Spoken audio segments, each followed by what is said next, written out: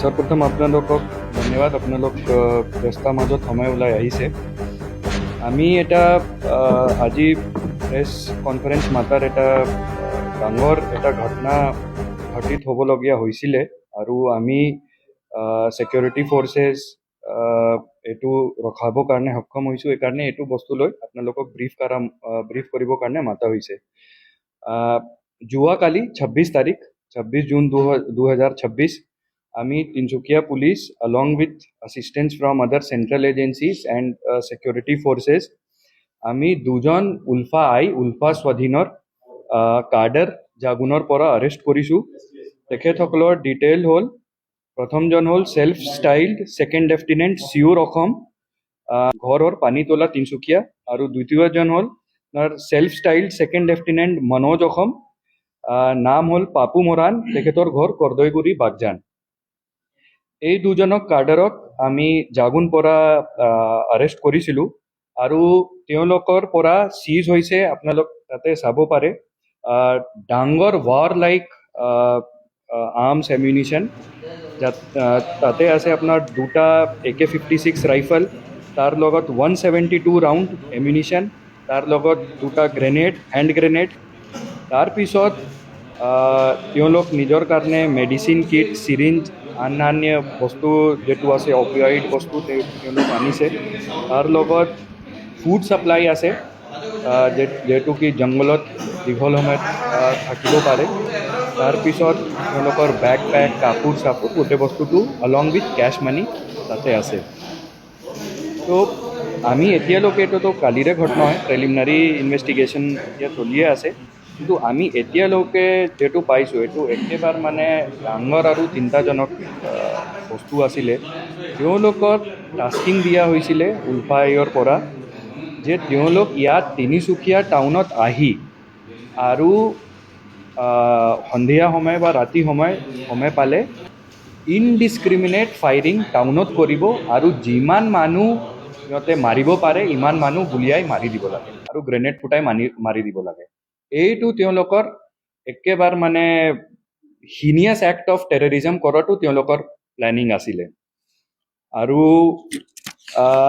এইটো যিহেতু তেওঁলোকৰ মডাছ অপাৰেণ্ডি আছিলে বা যিটো তেওঁলোক প্লেনিং কৰিছিলে, এইটো একেবাৰে ইণ্ডিকেট কৰি আছে যে এণ্টি ইণ্ডিয়া যিটো এক্সটাৰ্নেল ফ'ৰ্চেছ হয়। আপোনালোক সকলোৱে গম পায় যে আমাৰ ৰিজন এতিয়া ডেভেলপ হৈ আছে, শান্তি দিশ গৈ আছে। তো আমাৰ ৰিজনক ডিষ্টেবিলাইজ কৰিবৰ কাৰণে তেওঁলোক উল্ফাই under the influence of anti India elements, anti India external actors, তেওঁলোক এইটো ডাঙৰ এটা ঘটনা প্লেন কৰিছিলে যাতে কি আমাৰ তিনিচুকীয়া, অসম আৰু দেশৰ গোটেই পৃথিৱীত বদনাম হয়।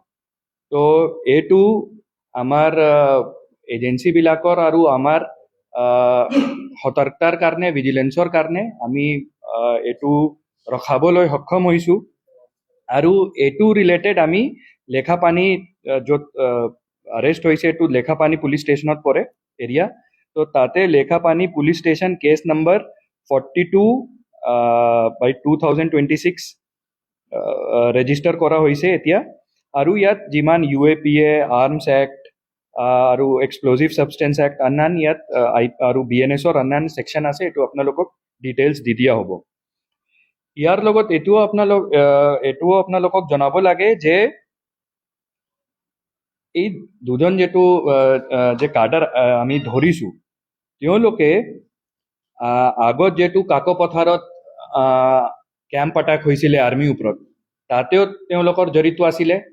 ইলেকশ্যনৰ আগত যিহেতু জাগুন আমাৰ কমাণ্ডো কেম্পত এটেক হৈছিলে, তাতেও তেওঁলোকৰ জড়িত আছিলে। আৰু তাৰ আগতো 2024 জাগুন পৰা ক্ৰাছাৰৰ পৰা এজন মানুহ কিডনেপ হৈছিলে, তাতেও তেওঁলোক জড়িত আছিলে।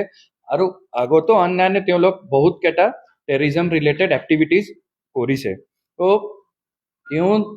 এই দুজন উল্ফাৰ মানে তিনিচুকীয়া অঞ্চলত যিটো অপাৰেশ্যনেল টীম আছিলে বা অপাৰেশ্যনেল টীম আছে, তাত তেওঁলোক একেবাৰে মানে ক্ৰিটিকেল এলিমেণ্ট আছিলে। আৰু ৰিপিটেডলি তেওঁলোক তিনিচুকীয়া অঞ্চলত, তিনিচুকীয়া ডিষ্ট্ৰিক্টত আহি এক্ট অফ টেৰৰিজম আগত কমিট কৰি গৈছে। তো ইমানখিনি আমাৰ এতিয়ালৈকে যিটো আমি পাইছোঁ তাৰ ব্ৰিফ হ'ল। ইয়াৰ লগতে আমি আজি আপোনালোকৰ মিডিয়াম দি এইটো আমাৰ তিনিচুকীয়া অঞ্চলৰ যিমান পাব্লিক আছে তেওঁলোকক এটা অনুৰোধ জনাব খুজিছোঁ যে কিবা যদি তেওঁলোকে গম পায় মুভমেণ্ট হওক বা কোনোবা ফোনত কাৰোবাক কথা পাতিলে ফোনত কিবা যোগাযোগ কৰিলে কণ্টেক্ট কৰিলে বা কোনোবা কাৰোবাক পইচাৰ দাবী দিলে এক্সটৰ্শ্যন ডিমাণ্ড দিলে আপোনালোক গম পায় কিছুদিন আগত এক্সটৰ্শ্যন এটা ডাঙৰ ৰেকেট আনৰাইভেল হৈছে ইয়াত তিনিচুকীয়াত তো তেনেকুৱা যদি কিবা উল্ফা ৰিলেটেড কিবা এটা ইনপুট থাকে কিবা এটা ইনফৰমেশ্যন থাকে লগে লগে পুলিচক জনাব লাগে কিয় কি নজনালে এনেকুৱা কিবা এটা ডাঙৰ ঘটনা হৈ গ'লহেঁতেন তো এইটো this is only on the basis of intelligence and information that could be obtained through various means including from other agencies that we were able to stop it আৰু আমি ইনপুট পোৱা মতে তেওঁলোক